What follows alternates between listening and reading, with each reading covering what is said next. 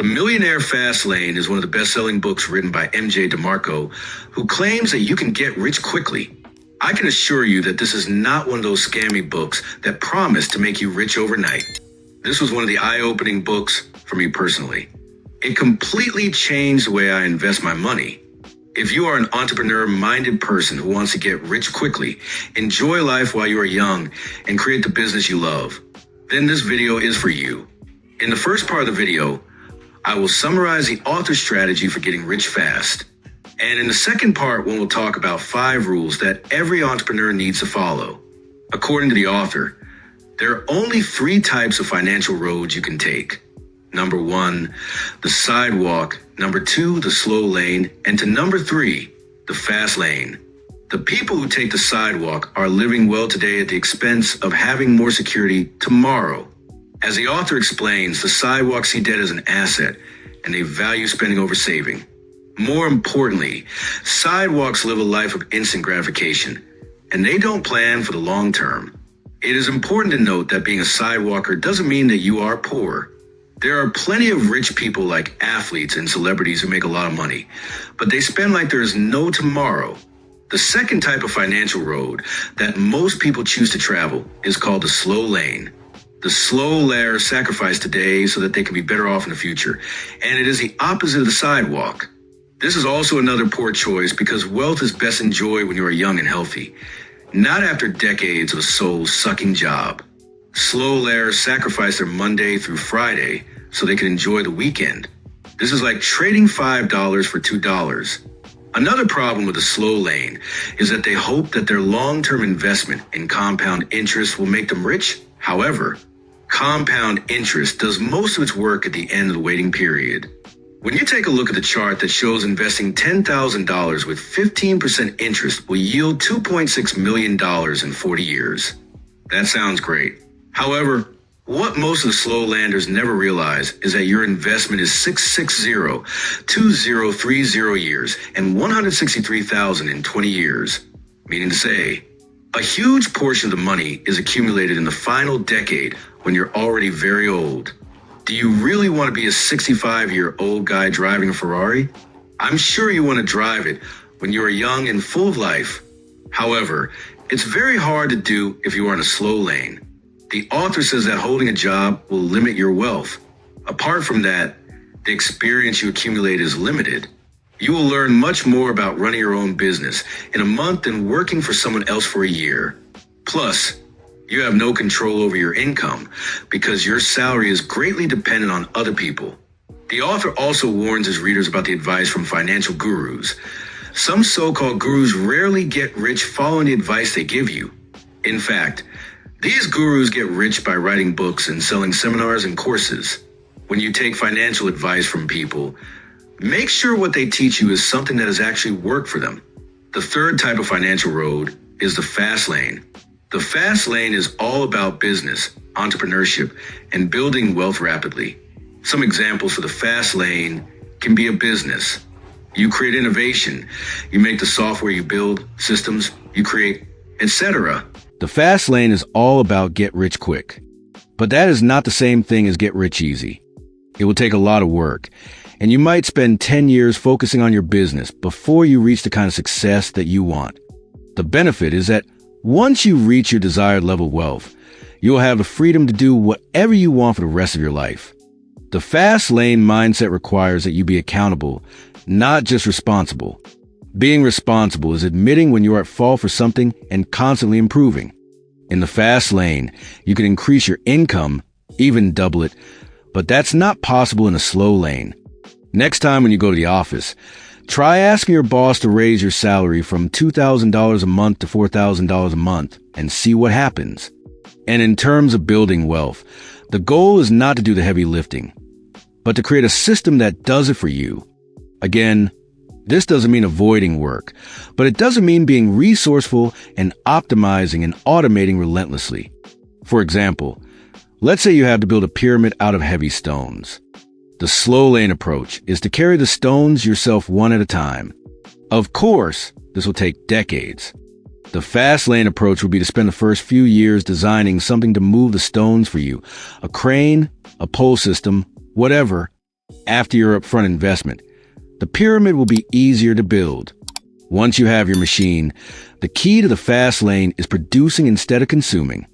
Instead of buying products on TV, sell the products. Instead of digging for gold, sell the shovels. Instead of looking for a job, be an employer and hire for jobs. When you switch your thinking and roll from a consumer to a producer, you will join the fast lane to create wealth quickly. You might think that rich people are greedy, but in reality, poor people are greedy. If you think a little bit, you'll see that in order to be rich, you have to help others. You have to give back something. You have to build something for others. You have to improve something in society. You have to produce something. You have to invest something. It is the poor who are greedy because they only produce for themselves and think about themselves. Another interesting topic that the author talks about in order to become rich is called the law of affection. The law of affection says that to make $1 million, you need to help 1 million people. Of course, it does not have to be precisely 1 million people, but I think you got the point. The more people you help, the more you give to others, the more you receive. At first, this might not make sense, and you can say, how can helping others and giving more make me rich? For example, you can say, if I go out right now and give $1,000 to 100 people, how will it make me rich? You're right, it won't make you rich. Most probably people who receive money from you will run to the shop to buy something that they don't even need. Then what is the good form of giving? For example, let's say you create some type of product that helps older people. This would be a very higher form of giving. This is why Jeff Bezos is richer than the lady you saw yesterday in the post office. Jeff Bezos has built Amazon, which helps millions of people to shop safely and easily all around the world. But the lady in the post office is mainly helping herself and her family. Please don't get me wrong. I'm not trying to belittle the lady in the post office. If the lady wants to help herself and her family, there's nothing wrong with that. But according to the law of affection, she will not be rich because she's not impacting and changing the lives of many people in a positive way. In the second part of the book, the author talks about 5 rules that you must obey if you want to build a successful business. You can also use this as a checklist for existing businesses to see how strong the foundation of your business is. If you study any successful business, 9 times out of 10, you'll find that they are following these 5 rules. The first rule is need. The only reason for a business to exist is to solve a problem. When problems are solved, money is exchanged. If you solve problems, make things easier, remove inconveniences, provide better service, satisfy wants and cravings, you have honored the rule of need. You think something so simple would be so obvious, but unfortunately, it isn't today. The great entrepreneurial idea is to do what you love and follow your passion as if the market cares. The market does not care if you have what I want. You get my money, passions, love, and your dreams to own a Lamborghini are absolutely irrelevant. If there are 10,000 personal trainers doing what they love, but only 10 people who want to hire a personal trainer, do you think passion is going to pay the bills? The second rule is entry. The rule of entry asks how easy or difficult it is to get into business. If anyone off the street can start the business you are in, then you're violating the rule of entry. Again, if getting into business is as simple as filling out some online form or joining some program, you're violating entry. The essence of entrepreneurship is problem solving, and the problem you're solving must have an element of difficulty. The difficulty is, in fact, the opportunity. If you're one of the entrepreneurs who look at potential ideas and complain that it is too hard, then what you're saying is you're not interested in solving legitimate problems, but instead, you're looking for easy ways to make money. The former creates millionaires. The latter creates money-chasing people. The third rule is control. The rule of control is like the land in which you build your business. Do you own that land, or is it leased or controlled by someone else? Can some person or some company suddenly pull the rug under your feet and cause a business catastrophe? One day you're making $10,000 and the next, it's nothing. If 100% of your customers come from a free Google search, you're violating the control.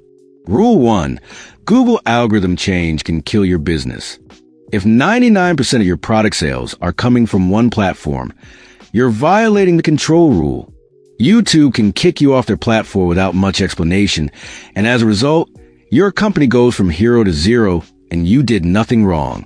That is why the author does not recommend relying only on a third party. The fourth rule is scale. Can your product be scaled or replicated with relative ease? Please don't confuse this with an entry, which is your initial entry into the business. The scale is about easily replicating the difficult problem you solved. For example, if you create a software service that solves a problem in the dental space, your solution might take 3 months to build. But the difference between that solution, serving 10 customers and 1,000 doesn't have a direct correlation. You make 100 times the profit, but you don't have 100 times the work. The final rule is time. According to this rule, your product or service must exist without being connected to you.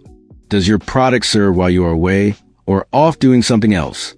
The essence of the time rule is to get away from the worst relationship ever created, which is your time for money. Any time a creative effort exists, independent of you, can also sell independently of you without exchanging time for money. If you honor these 5 rules, your business will honor you with life-changing outcomes. To see more similar book summaries from this channel, please don't forget to subscribe and hit the notification bell so that you are informed every time I upload a video.